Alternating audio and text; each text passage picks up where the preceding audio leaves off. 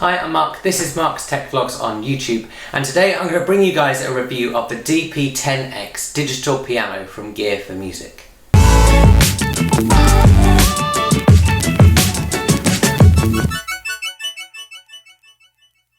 Now, if you guys have been around on his channel for a while, you'll know that I don't normally review things like instruments. However, this video is just a little bit different, and over the coming months I'm actually going to review a couple of other music related things, especially some of the digital drum plugins you can get from Toontrack. So if that's the sort of thing you want to see more of on his channel, then do hit subscribe to see those videos. But today I want to focus on this Gear4Music DP-10X digital piano, and in part the reason I want to do that is because when I picked one up about a month ago I took a bit of a gamble on it. And the reason I took a gamble is because I just couldn't really find any video reviews on YouTube other than the ones Gear4Music produced themselves. And I might be cynical, but I wasn't convinced their own videos were really going to paint an honest picture. So to get started, if you don't know, Gear4Music are an online music store who sell everything from studio gear to instruments, and actually they've been making some of their own products for a while now. The DP-10X digital piano is one of those, and it's the successor to their previous model, which was the DP-10. If you want to pick one of these up, it retails at about £350, which makes it towards the budget end of the digital piano market. However, I'm going to say right at the start of this video that that shouldn't put you off, because actually you get quite a lot for your money with this piano, as you'll find out as we go through this review. It's also worth adding that this isn't actually the budget digital piano from Gear4Music. Their bottom end one is the DP6, which is around £280. If we do, however, compare this with the cheapest from a well-known brand, then the lowest end Roland is about £450. This makes this a really reasonably priced instrument, especially when you take into account all the features that I'm going to talk about in this video. When you pick one up, you have a choice of colours. You can pick it up in matte black like this one, you can get it in white, you can get gloss black, and you can get rosewood. The glossy black costs an extra £50, and so it starts at £399. You can also spend a little bit more and get things like accessory packs that include stools and headphones. It's also worth saying that if you're wondering whether to get a digital piano or a stage piano, then really the key question you need to ask is whether the piano you've got needs to be portable. If what you need is something you can take along to gigs, then actually a stage piano is great because it feels like having a real piano, but it's got all the portability of a keyboard. If you're not going to be taking your piano out to a gig, then actually a digital piano looks much nicer in your house because they tend to have nice wooden frames about them. So let's take a look at this piano. If you want to skip ahead and hear how it sounds, then I've also put some timings in the description below. So in terms of design, as I said, my DP-10X is the matte black model, and it's got this really nice matte black finish which lets you see the wood through the finish. It's a look that I personally really like. It has a slide cover to keep the dust off the keys, and there's this red material at the top of each of the keys, which makes this look like a premium product. The DP-10 comes with 3 foot pedals with gold finishes, and they connect via cable to the rear of the piano. It all comes flat pack, and so a little self-assembly is required. In my opinion, as a whole, this piano looks really smart, and you've only got 2 areas where the controls are. You've got the right hand side where the power button is, and then you've got the left hand side where all the controls for messing around with the settings, along with a small LED screen that can be found. In my opinion, this design just looks really smart, and the controls are to the right and to the left of the keys, which means it just looks like a piano without lots of extra bells and whistles. That being said, there are lots of different functions built in. The only thing I don't really like about the design is that the rear of the piano has a trailing cable from where the pedals and connection unit connect to the rear of the piano itself. This isn't actually pictured if you look through the photos on the Gear4Music website, which means what you don't see when you're picking it up is that you're going to have these 2 trailing cables. What I did do, as you can see, is I just picked up a cheap tablecloth off Amazon and I just pinned it to the back, which I think makes it look much better. The actual piano itself has hammer action weighted keys, and so it's pretty heavy to lift up, and it also feels reasonably well made. These hammer action keys also help it feel much more like playing a real piano. The speakers on the piano are found underneath, and so they face downwards. So that's a good place to take us into talking about the spec of this piano. So to start with, it has 88 hammer action keys with adjustable responsiveness. In my opinion, these feel really nice to play, and they certainly feel as nice to play as some of the more expensive pianos down at the piano school where I'm learning. It has 2 built-in 15-watt speakers which face downwards. The previous model, I think it was the DP-10, had 2 10-watt speakers, and so these certainly pack in a little bit more punch. The disadvantage of them facing downwards is that if you've got thick carpet, you'll probably notice some sound deadening just from where the sound bounces and gets absorbed. However, these speakers are plenty loud enough. One of the things I really like is that even on maximum volume, they don't distort even with the bass notes. It has 24 voices built in, and the default voice is the grand piano. I'll go through all the other voices shortly. It also has a maximum polyphony of 64, which is pretty impressive. In English, that's the amount of notes that can sort of sound at the same time. You can also adjust all sorts of settings, so you can adjust the chorus and the reverb.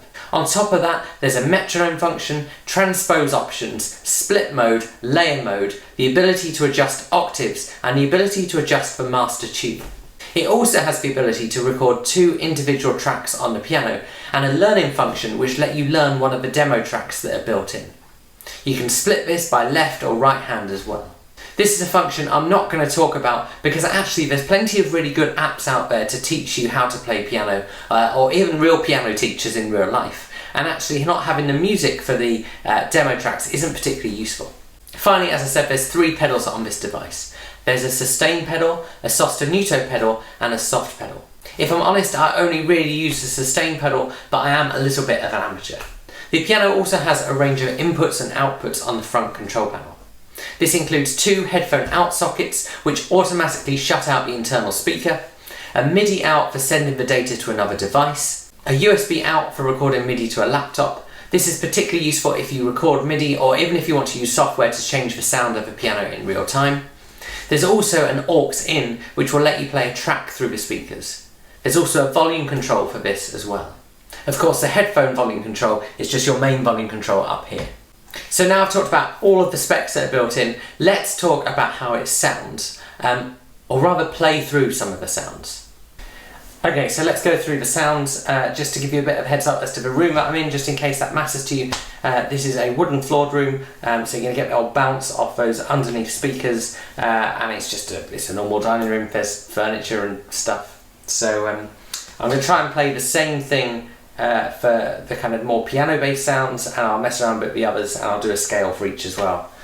So this is the default voice, this is a grand piano.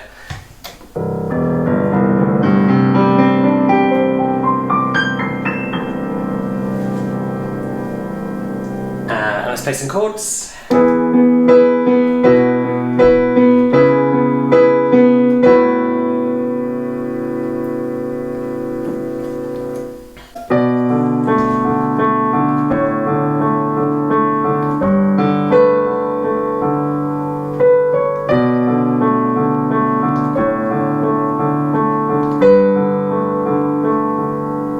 Okay, so this is the second voice, this is the bright piano, so we'll do a bit of a scale.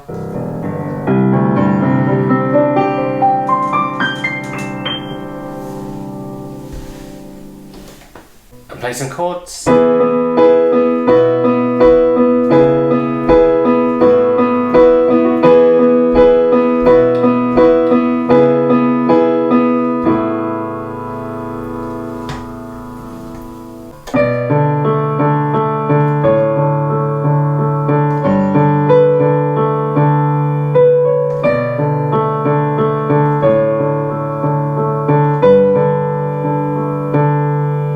So, and then the third voice is a honky-tonk piano.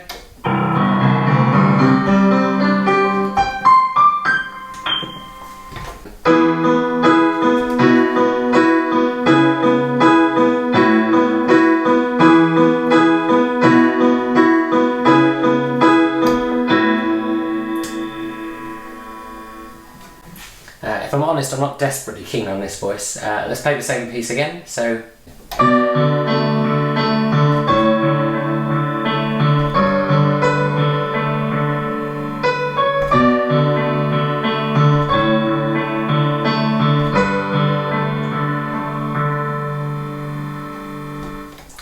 And then the fourth voice is an accordion.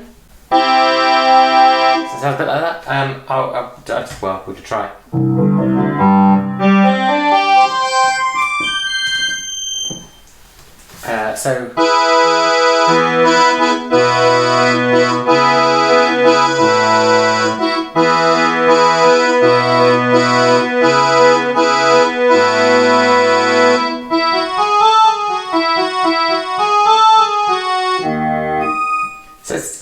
bad sounding voice, if I'm honest, probably not one I'm ever going to use.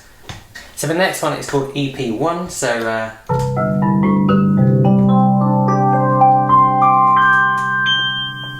it's a bit kind of clavinovering, it's quite nice. So some chords.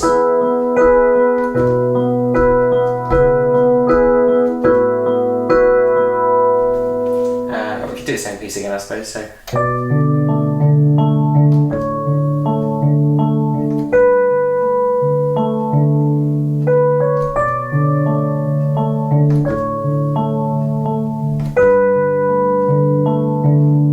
This next one is called EP2, so it's going to be a slight variation on that last voice.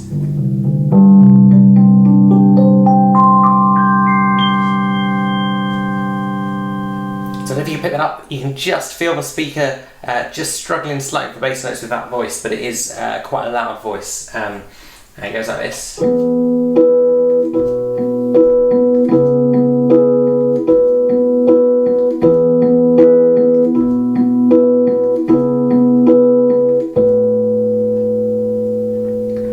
Number 7 is a clavinet.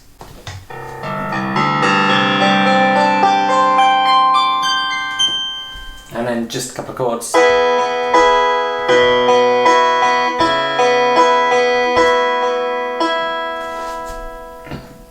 Now I'm going to start going through these a bit quicker now. So this is the harpsichord.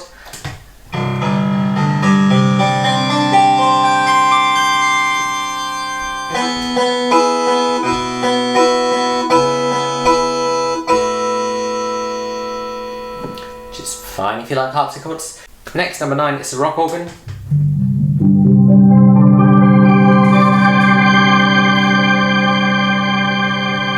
I actually quite like that. So you could do things like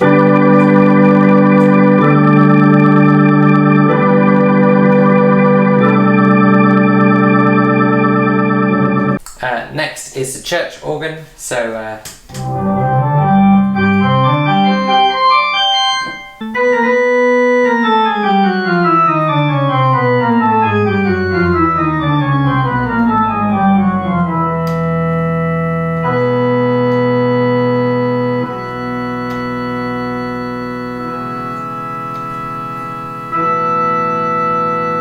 okay, then we hop up to the vibraphone.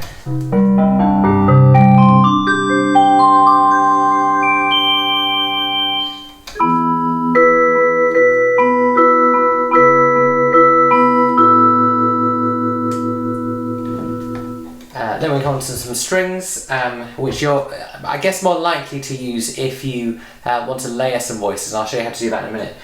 So here's strings 1.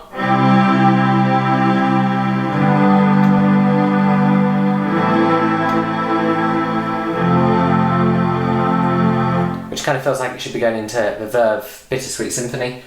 This is strings 2.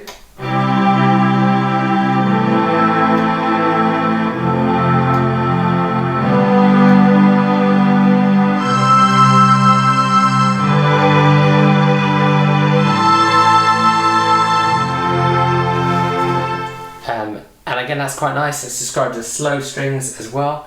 And we've got choir, is number 14. I have just turned the volume down a bit because it's really quite loud.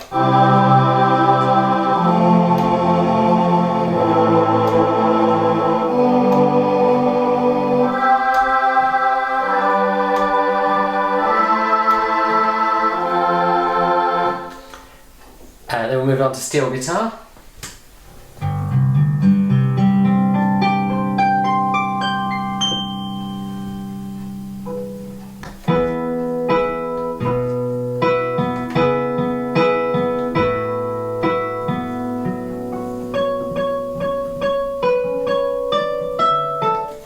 Then we have jazz guitar.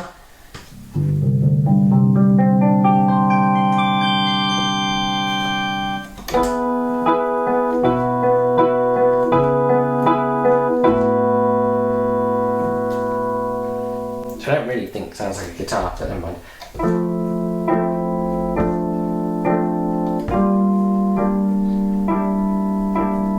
Then we've got upright bass guitar.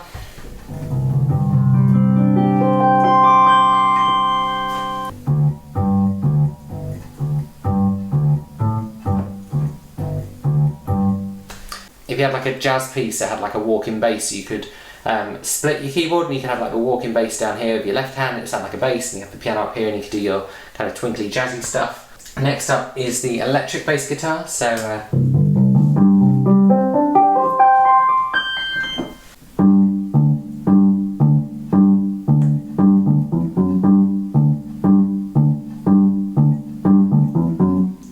so it sounds pretty much like a bass down there, which is quite cool. And then we come on to brass.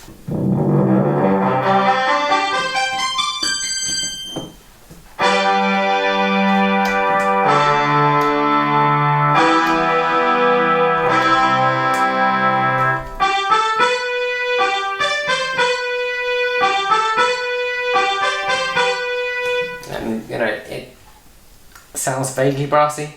So then we come on to synth brass. I think one of the things you do notice as you go through these voices is that some are certainly louder than others.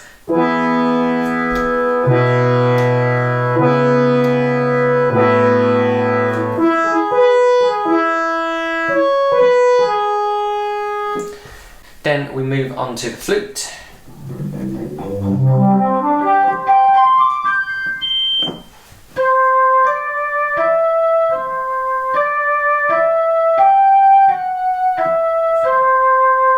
Which is it's quite nice, really. And then we have a clarinet.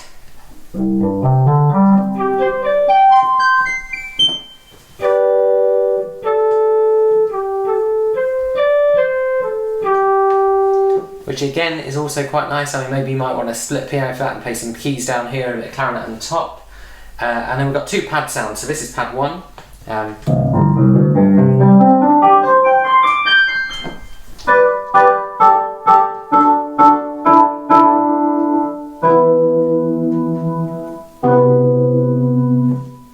And then the final one is pad 2, so.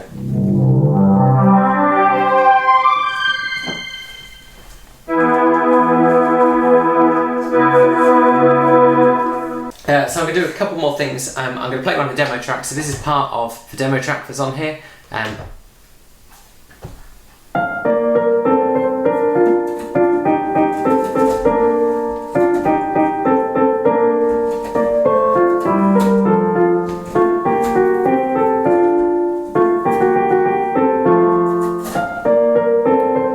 Gives you a bit more of a feel for the demo track. I mean, there are other ones built on as well, so we can just.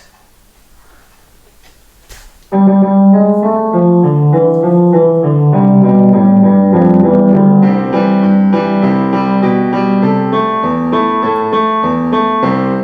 the demo tracks just give you a better feel for how the piano sounds. I mean, I think what you notice with it is that the speakers are perfectly fine for your kind of normal piano noise, but as soon as you add something like a harpsichord, and it's quite loud, they begin to just distort very slightly, but actually you're probably going to use it on piano most of the time anyway, so that's not something that bothers me.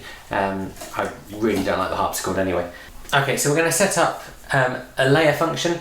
You're going to need the manual for this because you need to know which keys, which sound, and also how to do it, but it's not desperately difficult. So we're just going to press the function key, and then you need to know the key for the main voice you want, so the kind of standout voice, and then the secondary voice. So I want a grand piano, and I want strings 2, so I need A1 and F1. Press that down, and I'm going to press that. And that's now in layer mode, so if I do...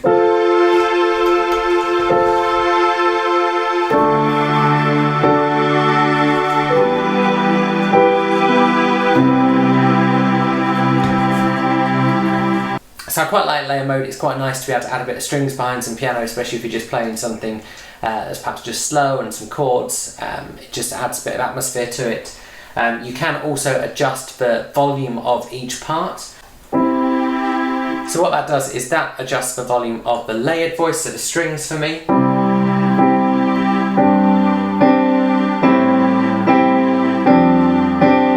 Feel a piano pushing through a bit more. You can also adjust the volume of the main voice as well, but I'm not going to go into that. It's a similar process. It's all laid out pretty clearly in the manual, but it's certainly difficult to remember. Okay, so I've just plugged the aux in just to give you a feel for what the speakers sound like when you're playing something through it.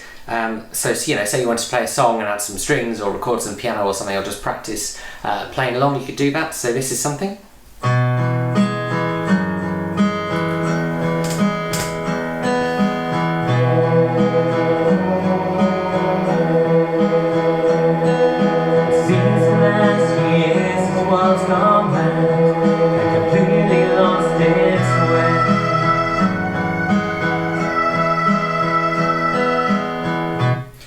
So that's quite impressive actually. It doesn't distort, it's not as loud as it could be, but it's a reasonably quiet song.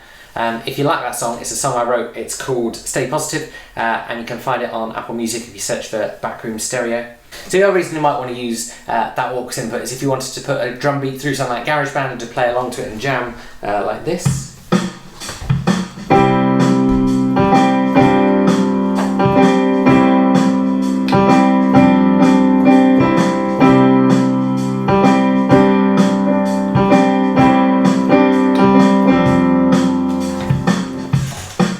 Okay guys, so the final thing I'm going to do is I'm just going to plug it in via USB to my music recording software, and I'm going to switch out the piano sound just to show you that the MIDI works really. So I'm going to record some of that and I'll overlay the video of that. So what you're going to hear isn't the piano, you're going to hear the MIDI sounds that I've recorded from the piano. So.